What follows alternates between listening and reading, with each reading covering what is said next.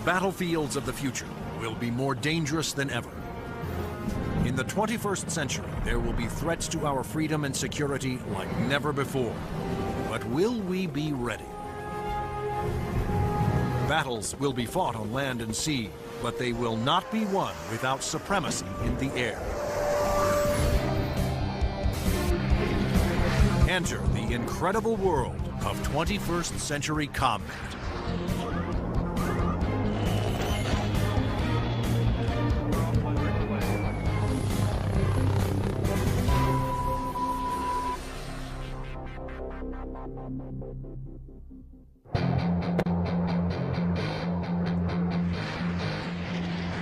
Air power is the dominant strategic force. It's air power that lets you influence events and respond to events quickly. It's air power that lets you fight a war without putting hundreds of thousands of people on the ground. To date, Air Force F-15s have won more than 150 dogfights against enemy fighters without a single loss. And the Navy F-18 Hornet is widely recognized as the world's best carrier-based fighter bomber. But in the future, neither the F-15 nor the F-18 will be able to survive against deadly enemy anti-aircraft missiles. Surface-to-air missiles, or SAMs, are going to represent the biggest threat. Those very formidable systems developed in Russia or China will have to be taken out of action very quickly in any future conflict. The fighter of the future will need to be stealthy to slip past enemy radar. It must be able to take out anti-aircraft installations. And it out dogfight any enemy fighters that get in the way.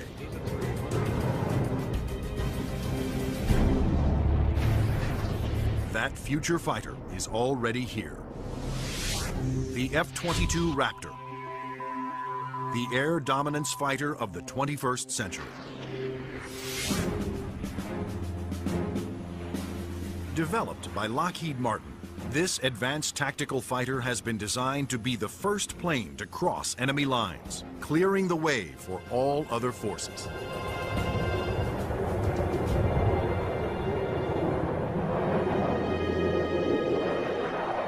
The F-22 is both an air-to-air fighter and an air-to-surface fighter, so it can drop precision weapons. That means it'll be able to go in early in a conflict, knock out all the air defenses that an enemy has, and also take out certain ground targets.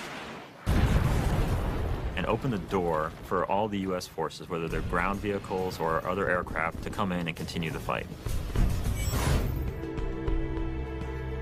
The development of the F-22 Raptor first began in 1985, when the Air Force requested proposals for an advanced tactical fighter jet to replace the F-15 air superiority fighter.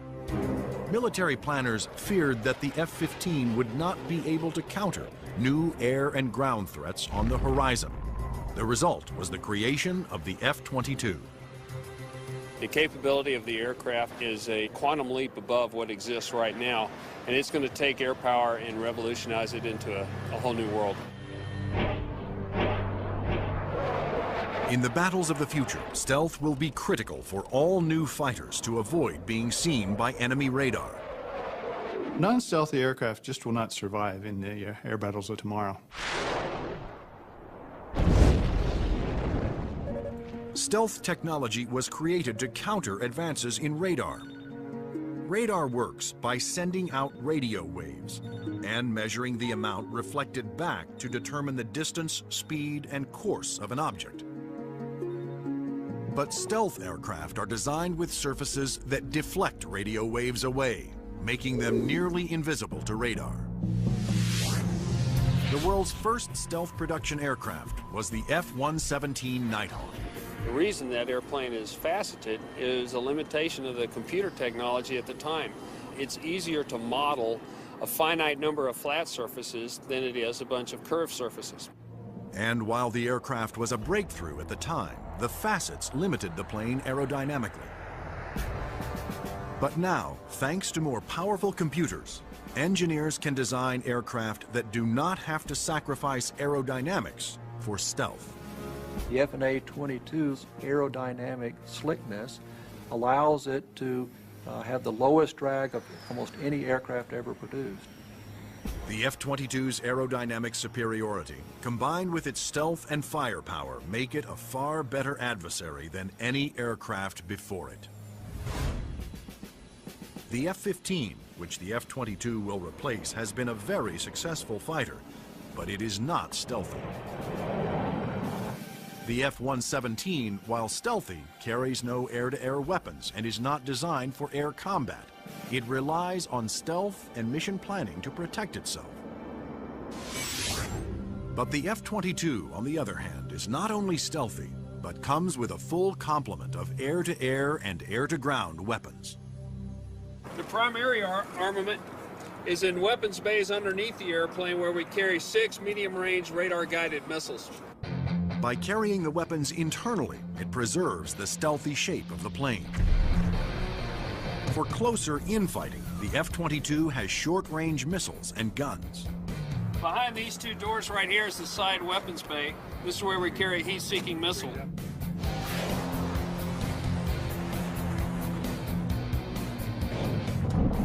For close-in armament, the Raptor's equipped with the M61A2 cannon. The muzzle is hidden right behind this door right here. It's hidden because of the stealth characteristics of the airplane. Cannon carries 480 rounds and is capable of shooting 100 rounds a second. The F-22's advanced weapons systems will make it a formidable interceptor, as will its unique ability to find enemy aircraft without revealing its own position. When other planes use their radar, they become visible to every other radar system in the area. But that's not the case with the F-22. Perhaps the highest tech part of the airplane is the radome itself. Not only does the radome have to be stealthy, but it has to be able to transmit and receive its own radar signals. How the F-22 radar achieves that remarkable feat is classified. But what is known is that the F-22 can see enemy aircraft at a distance while remaining invisible to them. The first time that the bad guys will really know there's an F-22 in the area is when one of them blows up. Along with its advanced radar system, the F-22 is the first fighter to have supercruise, the ability to travel faster than the speed of sound without using its afterburners. A jet's afterburners boost speed by pouring fuel directly into the hot blast of the engines, adding fiery extra thrust. But afterburners are also wasteful, consuming enormous amounts of fuel, dramatically affecting the range and duration of a plane's mission. But the F-22 doesn't have that problem. Without using afterburners, it can supercruise at an incredible 1.5 times the speed of sound, over 1,000 miles per hour. This is all about our pilots being able to go fast, minimize the amount of time they are exposed to any threat, do the mission that we've sent them to do, turn around and come home safely. The F-22 is presently the only fighter in the world with supercruise, but it wouldn't be possible without a very unique set of engines. The goals for Pratt & Whitney were to provide a transformational engine that the Air Force needed, one that was stealthy, maintainable, and fast. The F-119 PW-100 was developed by Pratt & Whitney after years of research. It sets the new standard for jet engines. Along with its incredible supersonic ability, the F-119 incorporates thrust vectoring. Here we are at the rear end of an F-A-22 Raptor. First thing you'll notice are the nozzles for the F-119 engines. In flight, during a maneuvering dogfight, they actually move up and down and vector the thrust of the engine to provide maneuverability. It helps us turn inside any foe, maneuver at low or high speeds to outmaneuver another airplane or potentially an enemy weapon that's headed towards us. The F-22's stealth, supercruise, and vector thrusting are impressive breakthroughs, but its most outstanding feature may be its ability to nearly fly itself through advanced computerized controls. It relieves the pilot of all the duties, gives the pilot total freedom to just look out engaged in the combat scenario. In addition to monitoring its own performance, the F-22 constantly gathers data on other aircraft in the combat area and presents the most important information to the pilot. We're going to have information passed to us from either unmanned vehicles or from off-board sensors so that we can integrate data and use that information for targeting. And it's the way that we are driving our forces in warfare. We are much more integrated with both other services and with other platforms, and the F-22 fits right into that concept. The F-22 Raptor's total package of avionics, stealth, supercruise, and thrust vectoring make it the most technologically advanced fighter today. I've never been in an airplane that accelerates as fast, that's as agile, the ability to turn very sharply, and it just brings a great combination of the speed, the stealth, and the avionics to the fight that nobody else is going to be able to touch. But there will be future competitors, like the Russian Sukhoi 37, which features thrust vectoring and a radical forward swept-wing design. And the 5th generation MiG, the 1.22, which some have nicknamed the F-22ski.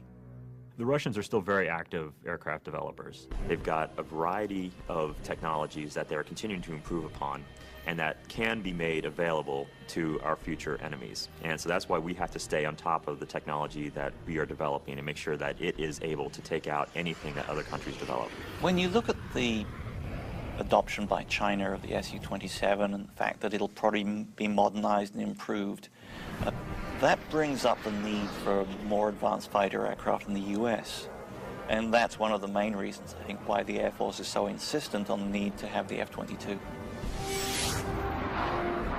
In addition to Russia, other U.S. allies are producing advanced interceptors for export that are superior to the F-15, such as Sweden's JAS-39 Gripen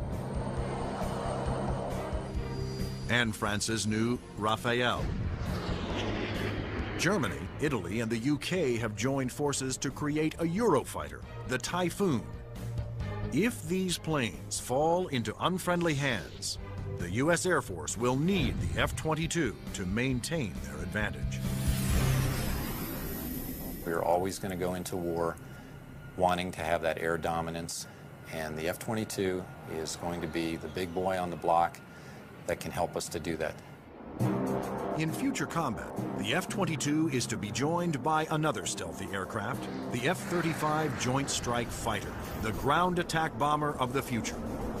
Designed for the U.S. Air Force, Navy, Marines, and Britain's Royal Navy, the question is, will it work for every user?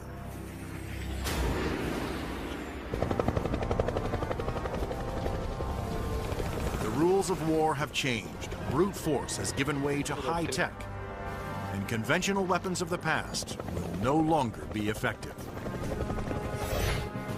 In future battles, the F-22 will be the first fighter to cross enemy lines, surgically removing air and ground targets. Next in, the F-35 Joint Strike Fighter, the attack bomber of the future. It will assume the air-to-ground attack role for the U.S. military. The F-35 can carry heavy weapons externally for maximum effect. But when a smaller payload is carried internally, it is nearly as stealthy as the vaunted F-117 Nighthawk. It has a significant amount of stealth capability to allow it to be used early on in a campaign, and it has a significant amount of weapons carrying and payload capability to be used at the later stages of campaign. The threat to the airplanes may not be as significant and require less stealth. The development of the F-35 was driven by the Armed Forces' desire to save costs by creating a ground attack bomber that would meet the needs of the Air Force, Navy, Marines, and Britain's Royal Navy. Airplanes are becoming very expensive these days, and we had to do something to get the cost of these airplanes back down to a reasonable level. The F-35 is expected to cost about $40 million, 1/3 the cost of an F-22 Raptor. But could one basic airframe be designed to satisfy so many different military demands? Each armed service wanted a stealthy ground attack bomber, but the Marines also needed a plane with short takeoff and vertical landing capability. The U.S. Navy required a craft with larger wings, heavy-duty landing gear, and an arresting hook for carrier landings. And the wings would have to fold up to save deck space. The size and scope of the JSF program is pretty significant. The airplane is being designed to replace the F-16 and the A-10 for the Air Force, the AV-8B for the Marine Corps, and the FA-18 for the Navy. Unlike the twin-engine F-22 Raptor, the F-35 Joint Strike Fighter was designed around a single engine to keep down not only costs, but weight.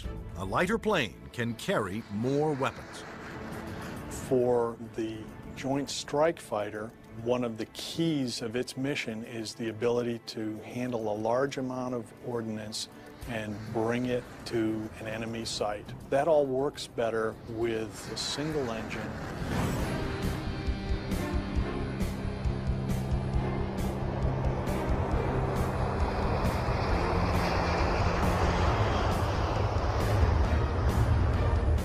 The Air Force version of the Joint Strike Fighter, the F-35A, made its first flight attempt on October 24, 2000.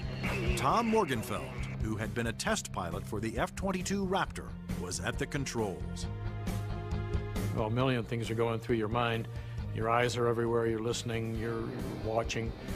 Your senses are tuned to an incredible level because you're sensing and feeling the airplane for the very first time. It flies wonderfully. It's definitely a pilot's airplane. The Air Force testing went smoothly. Next, a Navy version was built with heavy-duty landing gear and wider wings for the slow speeds needed to land on carriers. Navy test pilots flew touch and goes, demonstrating the F-35's ability to land within the space of a carrier's flight deck. But the most difficult challenge still lay ahead for the F-35 program. The Marine Corps needed a version that could perform short takeoffs and vertical landings, STOVL for short. The STOVL capability is extremely important to the Marine Corps because the airplane can go just about anywhere that the rest of the forces can go. It's not limited to needing a large runway. It doesn't need a really big ship to operate off of. Engineers at Lockheed Martin, the designers of the F-35 Joint Strike Fighter, took a hard look at the AV-8B Harrier, the STOVL fighter that the new aircraft would have to improve upon. The Harrier is a great airplane if you look at the fact that it's basically 1960s technology. It's achieving all those wondrous STOVL flight sort of maneuvers without the aid of a lot of computers. The Harrier's ability to take off, hover, and land vertically is achieved by vectored thrust. The powerful force of its jet engine is directed downwards through 4 nozzles that can pivot 90 degrees. I was brought in because I am a Harrier pilot with almost 1,600 hours in that airplane. So all of the lessons learned I have from the Harrier airframe and operational experience I was able to bring to the program and use those to help evaluate the X-35 STOVL version. For hovering, engineers gambled on a radical new system. They planned to supplement the vectored thrust method by harnessing the jet engine to a drive shaft that would power a fan to blast air downward. In 1991, we unveiled this shaft-driven lift fan system to the technical world. Some actually said, "You gotta be kidding me. Are you guys serious?" The lift fan required doors to open behind the pilot on the top and bottom of the plane to draw in more air. The fan would blast air down mid-ship, while the jet nozzle in back swiveled, blowing its powerful exhaust down to create a balanced lift force. The shaft-driven lift fan system allows you to harness a lot more energy out of what the engine is producing. But harnessing a jet engine to a drive shaft proved to be extremely difficult. The mechanical energy we were dealing with in the shaft-driven lift fan system was very large. We had 28,000 horsepower being transmitted from the drive shaft from the main engine to the lift fan. And that's similar to the power going through a U.S. naval destroyer. The lift fan's ability to blend large amounts of cool air with the hot jet exhaust provided another important benefit. One of the things we learned in JSF was to combine the jet exhaust to get a lower combined temperature than the Harrier. This allowed us to avoid some of the problems with concrete where the concrete would actually burst and explode under the high temperature and high jet exhaust from the Harrier. At the Lockheed Martin test facility in Palmdale, California, the revolutionary lift fan system was put to the ultimate test, in the air. If the lift fan failed during hover, the plane would crash.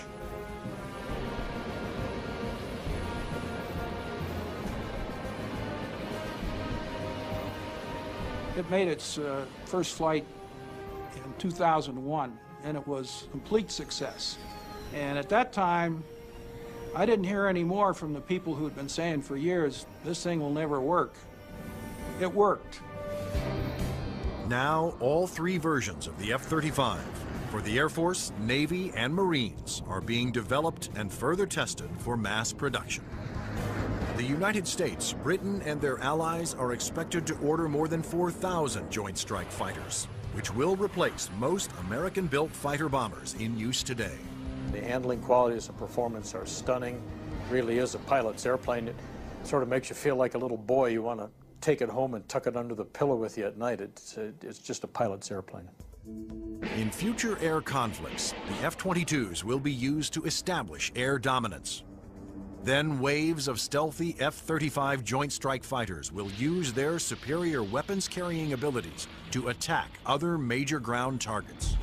The Joint Strike Fighter is going to be the backbone airplane for hauling freight. It is going to be the muscle part of sustained forces. Commanders can also alter an F-35's mission in the air as situations change during the battle.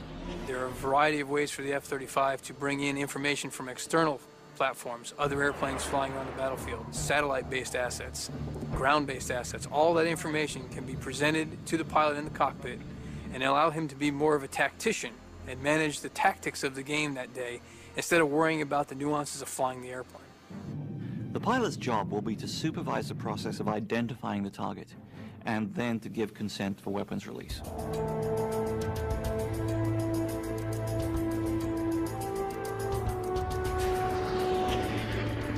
The Joint Strike Fighter will be able to carry a wide range of weapons, to include the heavier weapons such as the 2,000-pound bunker busters and 2,000-pound blast weapons.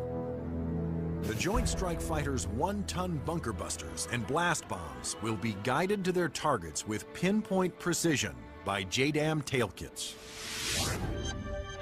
The Joint Direct Attack Munition, or JDAM, is a kit that can be put on any bomb to give it the brains to know where to go, and the movable tail fins to guide it there. JDAM is a guidance kit that came after Desert Storm. This little round piece on the side there is an inertial navigation clock. Now this clock, instead of measuring seconds, measures feet. If you take the unit and you tell it where it is right now electronically, and then you move it back a foot, or you move it up a foot, it measures every centimeter and every distance. The bomb knows the coordinates of where the airplane is, and it also knows the coordinates of where the target is. And when the weapon is released from the airplane, it simply flies from one set of coordinates to the other and does its thing when it gets there. Because a JDAM is directed by GPS, or Global Positioning Satellites, it can hit targets regardless of visibility. The way we use it is by employing it against targets that we cannot normally see visually, whether it is due to weather, smoke, haze, or just some sort of other thing that's obscuring the target.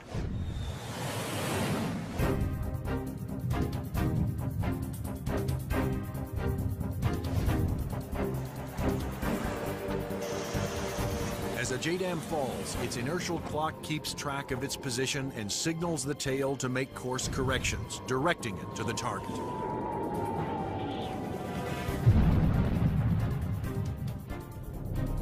The accuracy of new weapons like JDAMs will reduce collateral damage. It also makes the F-35 an even more formidable weapon system. The new weapons such as JDAM really reduce the need for the number of sorties, and that reduces our risk because we're not exposed to enemy threats as often. The F-35's combination of advanced weapons, avionics, and stealth will help it ensure its success over the battlefields of the future. U.S. military planners wondered if these same features could be utilized in a helicopter. They wanted a stealth helicopter. But could it be done?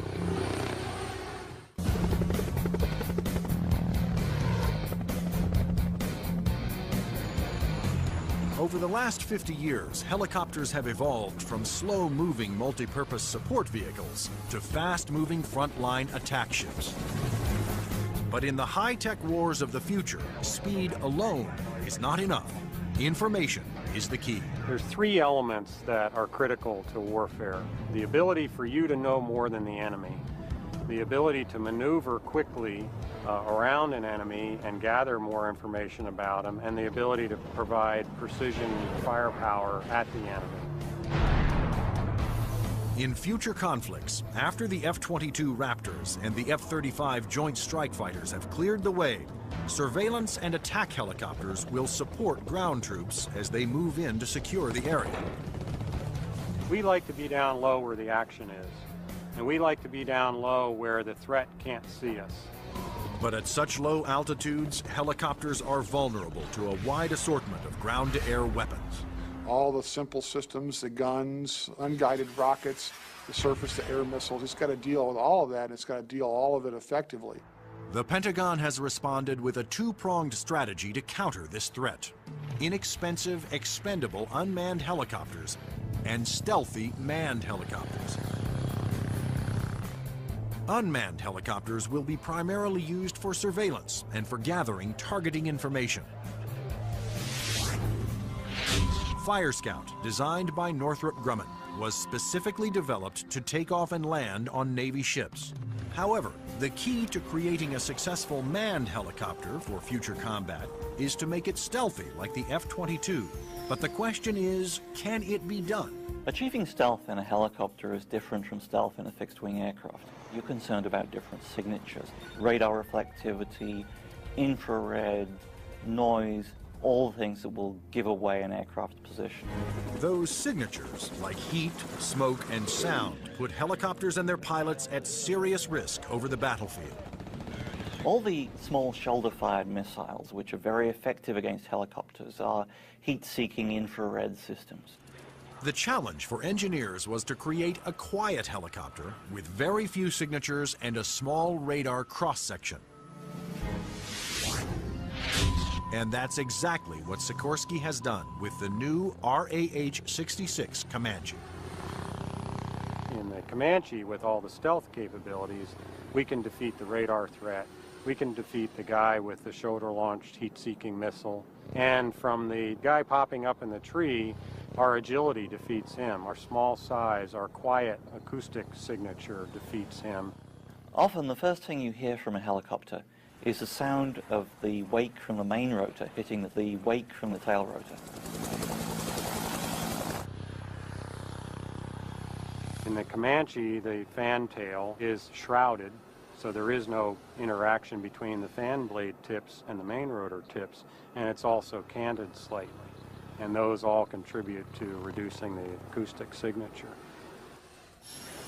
Engineers also experimented with the main rotor to find a quieter design.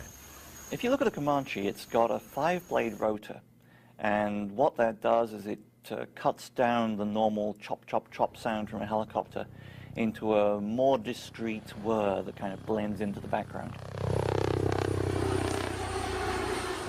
Reducing the heat signature of a helicopter is also essential to making it more survivable. When you look at a Comanche, the first thing you ask yourself is, where's the exhaust? Where does all this hot air get out of the engine? The Comanche's exhaust actually escapes through the tail boom, where it is instantly dispersed by cool air from the rotor. That missile has to have something to home in on, and that's a heat signature. Comanche defeats that by the engine exhaust being mixed with ambient air and cooling it so that there's no longer a heat plume for that missile to home in on. To defeat radar, the Comanche utilized the stealth secrets first developed for the F-117 Nighthawk. There are no radar-reflecting right angles on its outer fuselage, and all weapons are carried internally to help keep its stealthy shape. What's interesting about the helicopter is some of the things that achieve stealth actually make the helicopter better. Things like the retractable landing gear and the retractable weapons bays, that also makes it sleeker and faster. So once you've bought into the stealth part of it, you get other superior attributes. The main role of the Comanche is to give commanders an overview of the battlefield by providing up-to-the-minute information. Comanche is going to be basically their flying cavalryman. It's going to dart in and out, slash and cut, be a reconnaissance vehicle. As Comanche's two pilots gather data, their computer shares that data with other Allied forces. When the Comanche finds the enemy, he's going to kind of direct like a quarterback to apply the firepower to defeat that enemy.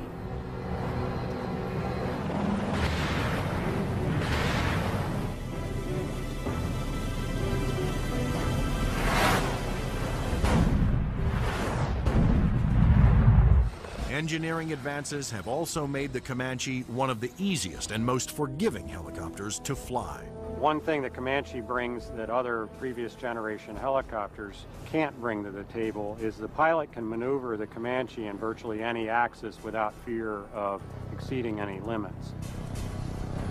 Although it will be used primarily for reconnaissance, the Comanche will also be armed for self-defense. The Comanche is capable of carrying a wide array of weapons, all the way from guided missiles using a laser guidance system, heat-seeking missiles, which would be more of an air-to-air weapon, or unguided rockets, and also the latest Hellfire is pretty much a fire and forget. In addition, Comanche's pilots can ask Allied aircraft to fire missiles their way, and can then take over and guide those missiles to their targets.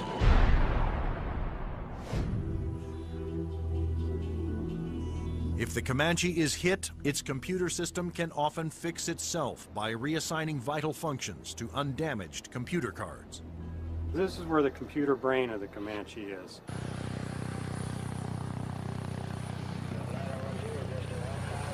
In support of its reconnaissance mission, Comanche can control as many as 5 unmanned aircraft.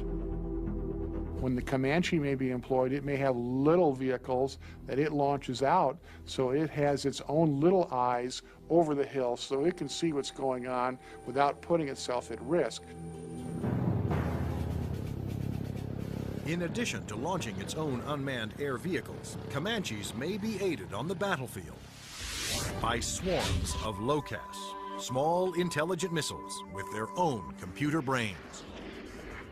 It's about 31 inches long, weighs a little over 100 pounds, carries a single warhead, has a laser radar. In other words, it has a scanning laser beam that generates pictures. The LOCAS also communicate with each other and cooperate in searches and attacks. You could have a swarm of LOCASes, each of which has its own eyes, each of which is thinking, but each of which is communicating with each other.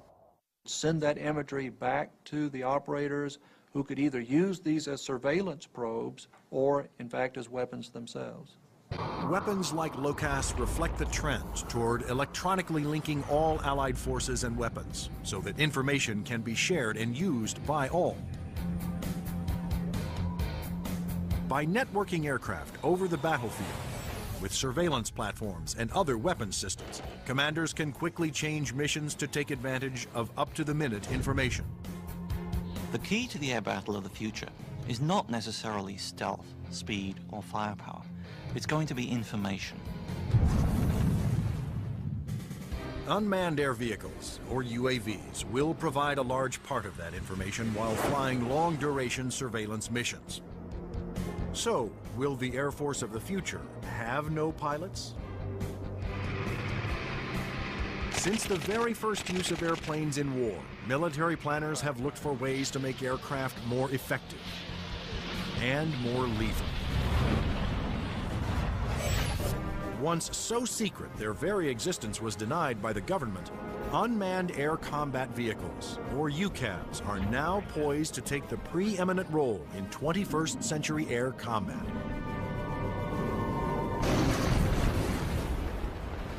UAVs are certainly going to change air power in the 21st century. You can see it starting to happen today, but what we're looking at now is just the beginning, because there's going to be more of them, and they're going to be better. Unmanned aerial vehicles allow the military to do more with less, to put more aircraft into the air than you otherwise would be able to because of the limited number of pilots that you might have, or where it might be too risky.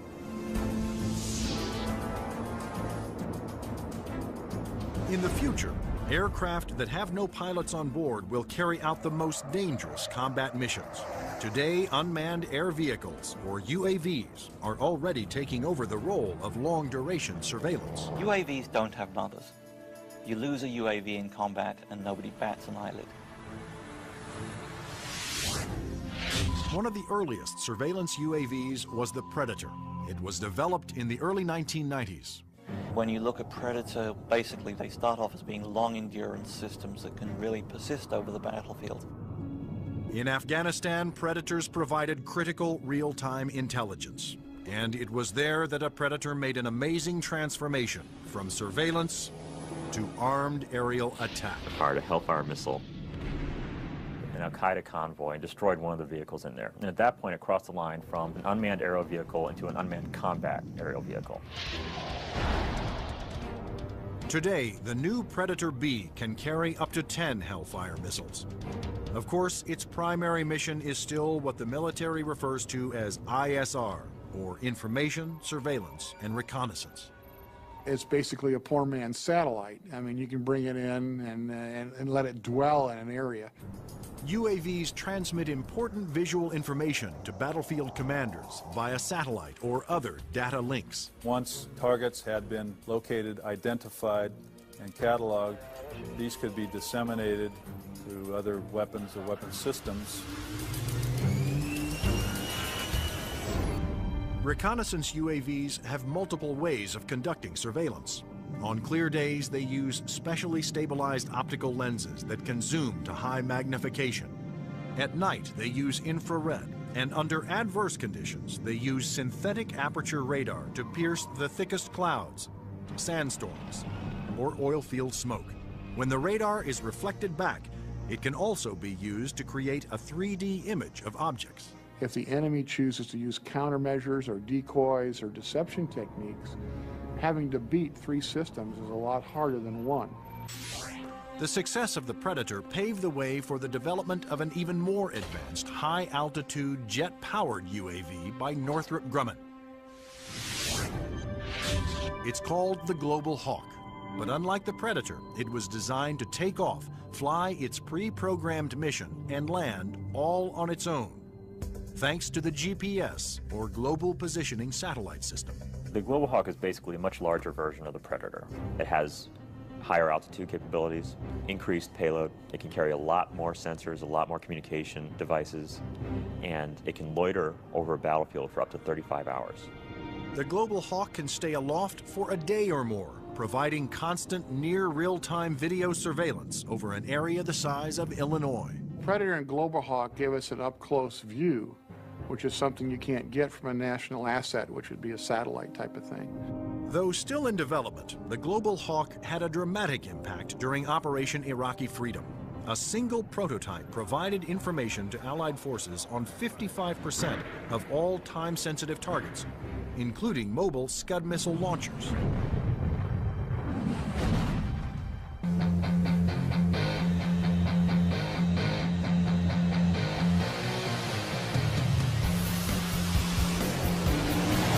Like the Air Force, the Navy wanted its own autonomous UAVs. However, designing one to take off and land on an aircraft carrier was a tremendous challenge. But the engineers at Northrop Grumman were up for it. In the summer of 2000, they began working on the X-47 Pegasus. The hardest part of the Pegasus program was definitely the flight controls. Getting on and off an aircraft carrier, of course, is one of the toughest design problems for an aircraft. And doing this with a tailless vehicle like Pegasus certainly was the toughest problem we had. That problem was solved by using 6 innovative surfaces to make the plane climb, descend, and turn. This surface just rotates up. the Elevon, of course, both up and down, and then there's another inlay on the lower surface as well. The first flight of Pegasus, the demonstration was very, very successful. It lasted approximately 12 minutes. There was no human in the loop. But could Pegasus, without any human assistance, land within the tiny space between the arresting cables of an aircraft carrier? The engineers came up with an ingenious way to find out. And we actually glued a small paintball down onto the bottom of the hook so we could get a clear touchdown point. That was quite an achievement that we're very proud of. The Navy will use its stealthy UAVs to get targeting information for its guns, missiles, and fighter aircraft. The initial focus has been on information, surveillance, and reconnaissance to provide targeting information to the Navy's strike packages.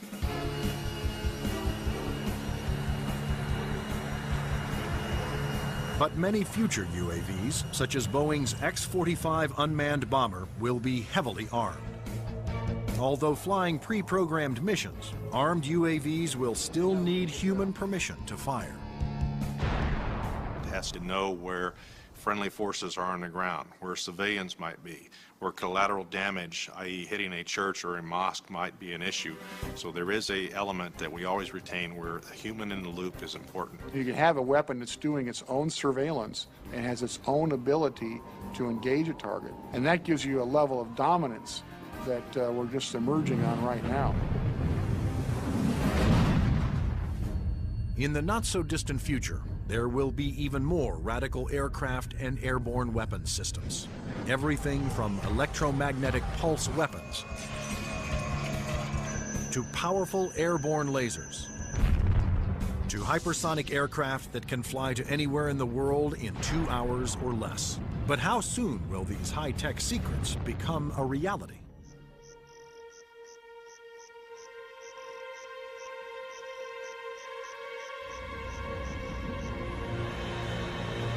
The enigmatic F-117 stealth jet flew in secret for 10 years before its existence was revealed to the public. Some of the unclassified projects that are acknowledged by the Pentagon seem more like science fiction than reality. The military is designing a weapon system designed to neutralize an enemy encampment or factory without destroying it and scattering nuclear, biological, or chemical materials. Electromagnetic pulse, or EMP weapons, will blast a highly concentrated magnetic field towards its target, overloading and destroying any electrical components.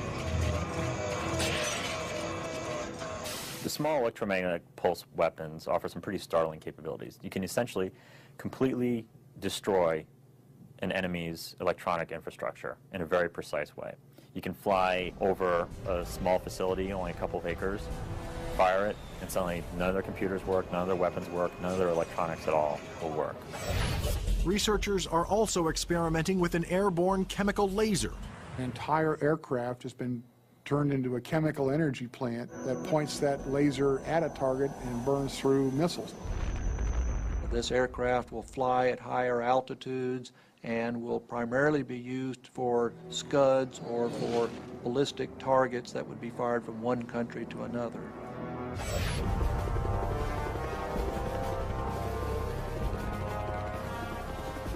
American generals don't want a fair fight. They want their equipment to be the absolute best in the world so that whatever they come up against, they can defeat it quickly and efficiently. The battlefield of the future will continue to be a dangerous place. But military planners believe that the key to maintaining the security of the United States is to develop the weapon systems of tomorrow, today.